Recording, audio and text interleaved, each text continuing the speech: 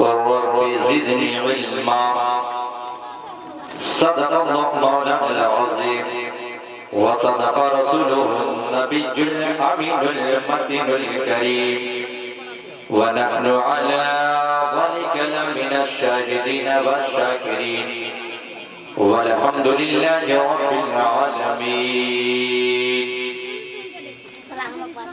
رونق اسٹیج علماء اہل سنت، حاضرین بزم، پردہ نشین خواتین اسلام، جملہ سامعین، السلام علیکم ورحمۃ اللہ وبرکاتہ. حضرات، آپ مجھ سے قبل سیف اللہ سیفی صاحب سے، ان کے بعد شاعر اسلام مداح رسول حضرت آفتاب محشر صاحب سے آپ نے بڑے اچھے انداز میں سماعت کیا. آپ کو مبارک حسین مبارک صاحب کو بھی سننا ہے اور دیگر علماء بیٹھے ہوئے خطبہ شعراء سب کو یہ کہ بعد دیگر سماعت کرنا ہے. اگر آپ واقعی سننے کے موڈ میں تو تھوڑا سا مسکرائیے، کہہ دیجئے سبحان اللہ.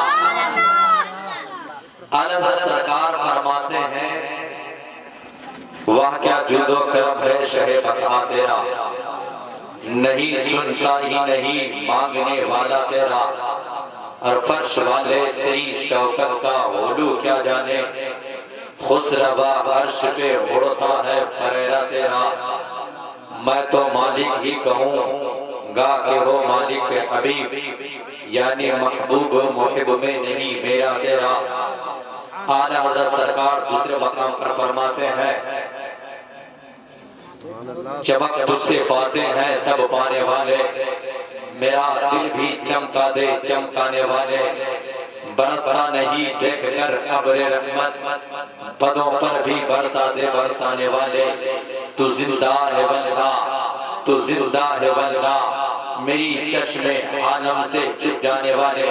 حضرات آئیے ہم اور آپ وقت کی نزاکت کو مد نظر رکھتے ہوئے بغیر کسی تمہید کے آقا انعامدار، مدینے کے تاجدار، دونوں عالم کے مالک و مختار، شہنشاہ دی وقار، کائنات کے اولین فصل بہار، عرب کے ناقہ سوار، بے چین دلوں کے قرار، نبیوں کے سردار، انسانیت کے وقار، رہبر اعظم، نیر اعظم، رسول اعظم، نبی اعظم، سیاح مکہ، حضور نبی اکرم، نور مجسم صلی اللہ علیہ وسلم کی بارگاہ میں درود شریف کا تحفہ پیش کرنے بڑے اللہم صلی علی سیدنا شفیعنا مولانا محمد بارک وسلم. صلاۃ و سلام علیکہ یا رسول اللہ، صلاۃ و سلام علیکہ یا حبیب اللہ صلی اللہ علیہ وسلم.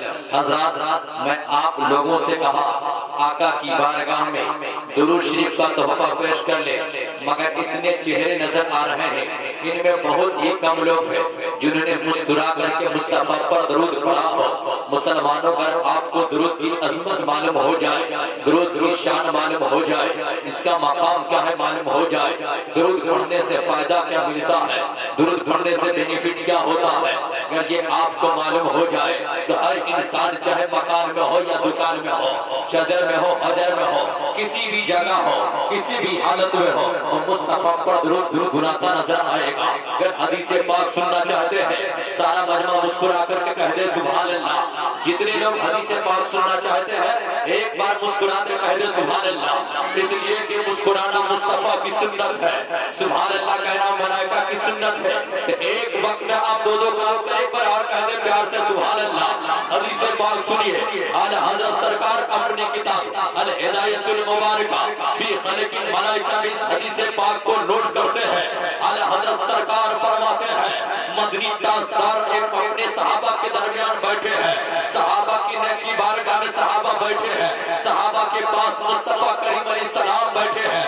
مصطفیٰ علیہ السلام نے صحابہ سے فرمایا او میرے صحابہ کیا میں تم کو ایک مستانہ سناؤں، ایک بشارت نہ دے دو. صحابہ نے عرض کیا یا رسول اللہ علیہ السلام ضرور مستہ سنایا جائے. مصطفیٰ کریم علیہ السلام نے ارشاد فرمایا او میرے صحابہ ابھی میرے پاس جبریل علیہ السلام تشریف لائے تھے اور جبریل نے آ کر رسول اللہ یا حبیب اللہ علیہ السلام، اللہ رب العزت نے ایک ایسا فرشتہ پیدا کیا ہے جس کا ایک پر مشرق میں ہے، ایک پر مغرب میں ہے، یا رسول اللہ وہ مغرب میں ہے۔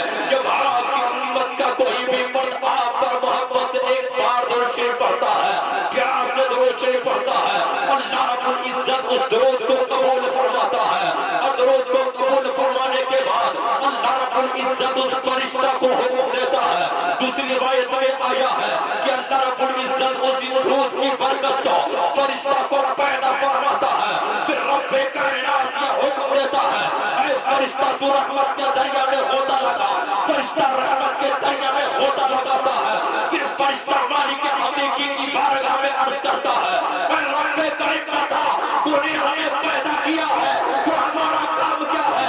تو نے ہمیں پیدا کیا ہے تو کسی مقصد کے تحت پیدا کیا ہے، اے مالک و جن بشر بتا ہمارا کام کیا ہے اور کون سا کام انجام دے؟ پروردگار عالم ارشاد فرماتا ہے، او فرشتہ تو رحمت کے دریا سے باہر نکل جا۔ فرشتہ رحمت کے دریا سے باہر نکلتا ہے، رب کائنات فرماتا ہے فرشتہ اپنے نورانی پروں کو چھوڑ دے۔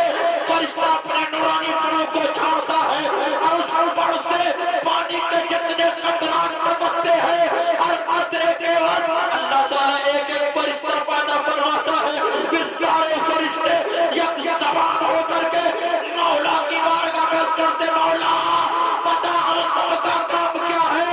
تو رب کائنات فرمائے گا، او فرشتے ہنومان نگر میں دستار بندی کے موقع پر میرے رسول کے نام کی محفل سجا کر کے میرے حبیب پر فلاں نے درود بھیجا ہے۔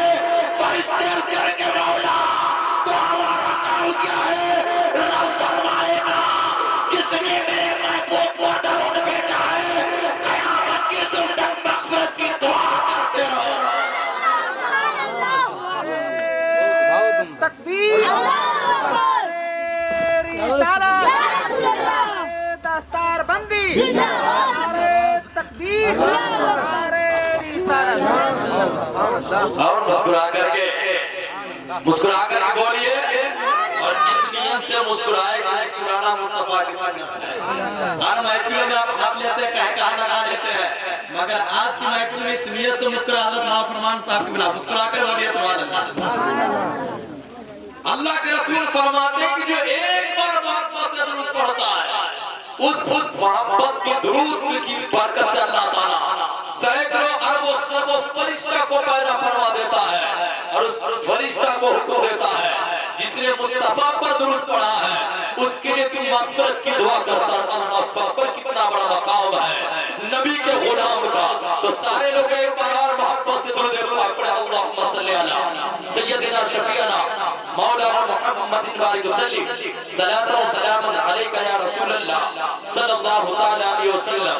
حضرات، میں نے خطبہ مسنونہ کے بعد قرآن مجید کی بہت ہی مشہور و معروف آیت کریمہ کی تلاوت کرنے کا شرف حاصل کیا۔ اللہ رب العزت قرآن میں ارشاد فرماتا ہے، قل محبوب کہہ دیجئے رب زدنی علما، محبوب آپ مجھ سے علم کی زیادتی طلب کریں۔ جب آپ تفاسیر کو اٹھا کر دیکھیں گے، احادیث کی کتب کو آپ اٹھا کر دیکھیں گے، اللہ رب العزت نے یہ علم ہی ایک ایسی شے ہے جسے مانگنے کا حکم اللہ دے رہا ہے۔ رب فرماتا محبوب آپ مجھ سے علم کی زیادتی طلب کریں۔ اللہ پر یہ علم کا مقام کتنا اونچا ہے، یہ علم اللہ کی بارگاہ میں کتنا محبوب ہے، اللہ کے نزدیک کتنا محبوب یہ علم ہے کہ جب قرآن کی پہلی آیت نازل ہو رہی ہے، جبرائیل آ رہے ہیں مصطفیٰ کی بارگاہ میں، اللہ کا قرآن لے کر اترے ہیں اور کہتے پڑھیے اقرا، مصطفیٰ خاموش ہے۔ جبریل کہتے پڑھیے اقرا، مصطفیٰ خاموش ہے۔ جیسے ہی جبریل نے کہا اقرا باسم ربک الذی، یا رسول اللہ پڑھیے آپ اپنے رب کے نام سے شروع کیجئے، اپنے رب کے نام سے پڑھیے۔ جب قرآن کی پہلی آیت نازل ہو رہی ہے تو قرآن کی پہلی آیت ہمیں یہ تعلیم دے رہی ہے، ہمیں یہ سبق دے رہی ہے کہ اللہ کے نزدیک علم کا مقام اتنا اونچا ہے کہ رب کائنات نے سارے نبی 1,24,000 یا 2,24,000 انبیاء کو اللہ رب العزت نے اس تارے گردی پر مبعوث فرمایا۔ اللہ رب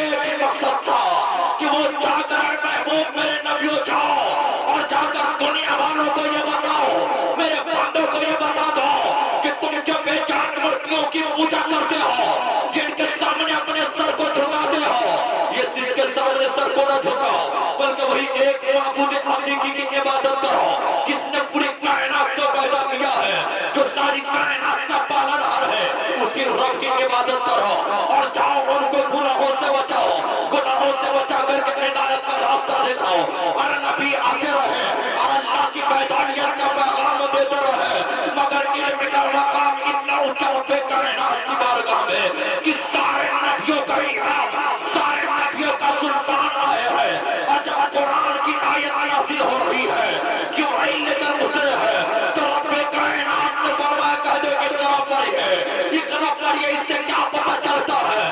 غیر مسلمانوں، رب کا قرآن بتا رہا ہے کہ اگر دنیا میں بلندی چاہتے ہو، دنیا میں تم چاہتے کہ شان والا ہو جائے، عزت والا ہو جائے، عظمت والا ہو جائے، تو سب سے پہلے تمہیں پڑھنا ہوگا، تم پڑھو گے تو دنیا کے ہر مقام پہ اونچے نظر آؤ گے۔